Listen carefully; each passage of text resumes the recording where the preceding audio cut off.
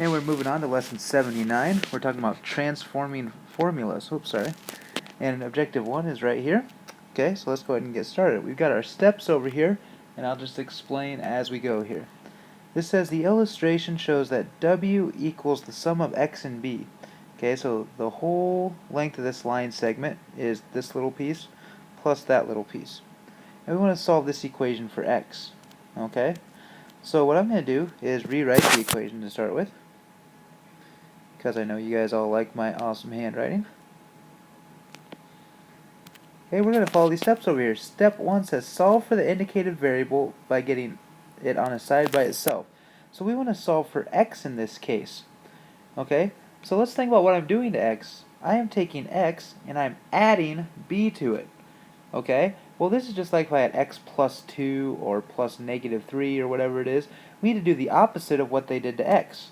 So we're going to do minus b on both sides, because positive b and negative b, well, that makes 0 b's. Okay, so they cancel each other out. Then here, let's look at this. We got w minus b. Okay, well, we know that we cannot subtract those or add them together because they're not like terms. So all I'm going to do is, since I cannot actually combine those, is I'm going to write w minus b. Okay?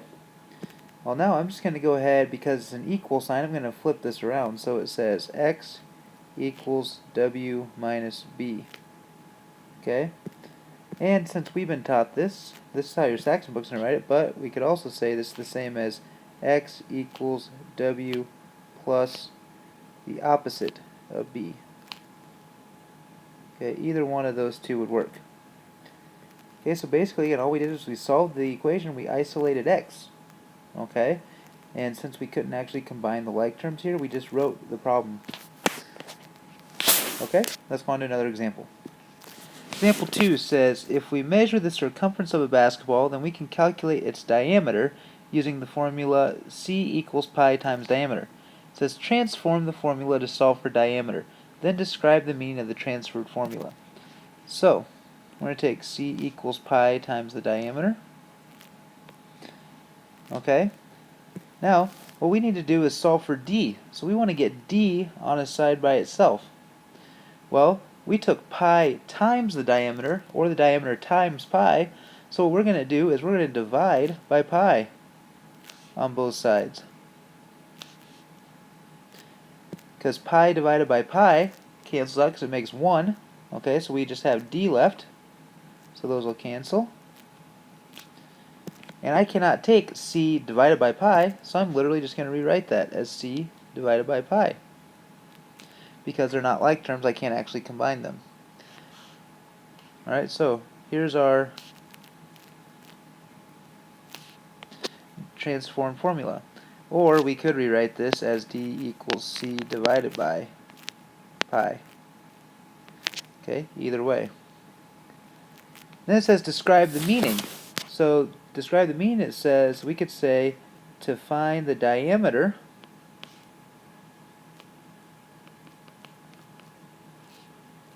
of a circle. Okay, well, how can we find the diameter? We can take the circumference divided by pi. Okay, so take the circumference divided by pi. Okay, so instead of saying circumference equals pi times the diameter, we can say the diameter of a circle is equal to circumference divided by pi. So that's what this new formula means. Alright, let's keep moving on. It says the formula for the area of a rectangle is area equals length times width. Transform the formula to solve for L. Then use the transform formula to find the length of a rectangle with an area of 42 and a width of 3. Okay, so we're going to rewrite the formula. Length times width. Well, it says to solve for L. So what did we do to L? We took L and multiplied it by W. So to undo that, we're going to have to divide by W on both sides. And W divided by W, that just makes 1, so that cancels. And we can't take A divided by W, they're not like terms, so I'm just going to rewrite that. A divided by W equals L. Okay, and I'm going to go ahead and write an uppercase L, just so we can tell the difference between that and 1.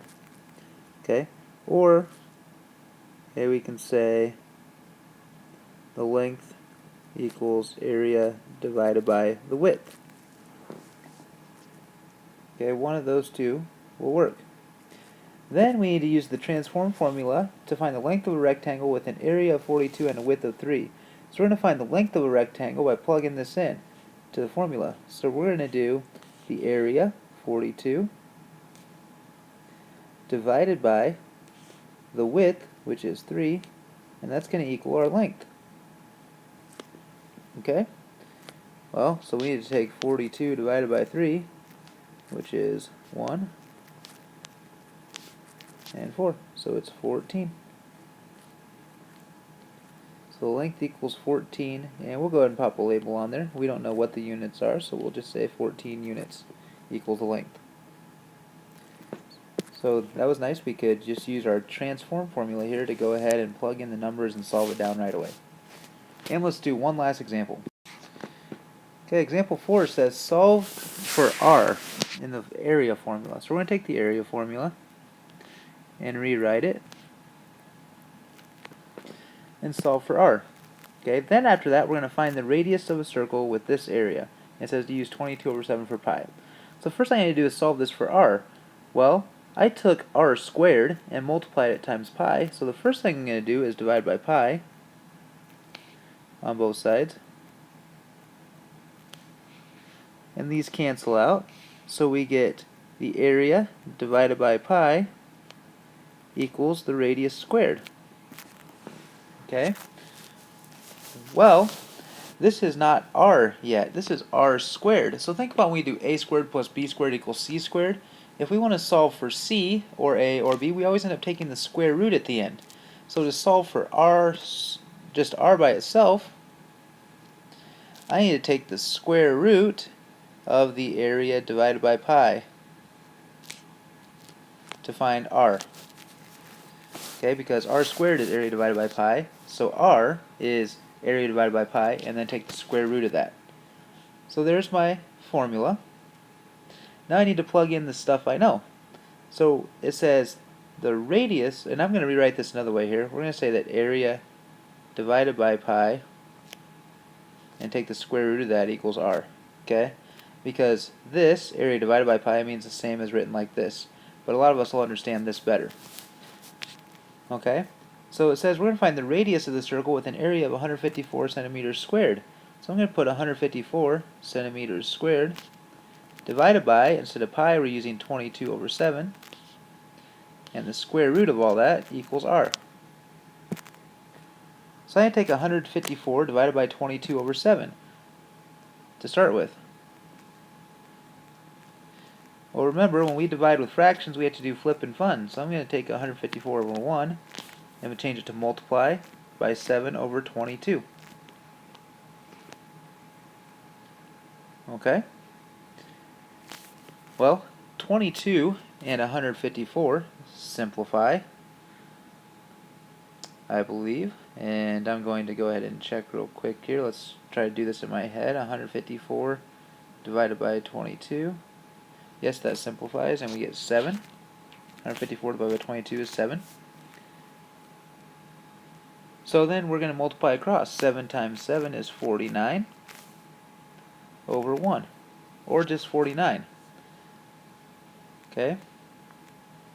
Well, we took this divided by that and got 49. We still have this big square root symbol here. Equals R. Okay, so now we have to find the square root of 49. Well, the only one that makes sense, it could be positive 7 or negative 7, but for a real world example, we can't have negative 7 centimeters. Okay, so it's going to be positive 7. So it's going to be 7 centimeters is the radius of that circle.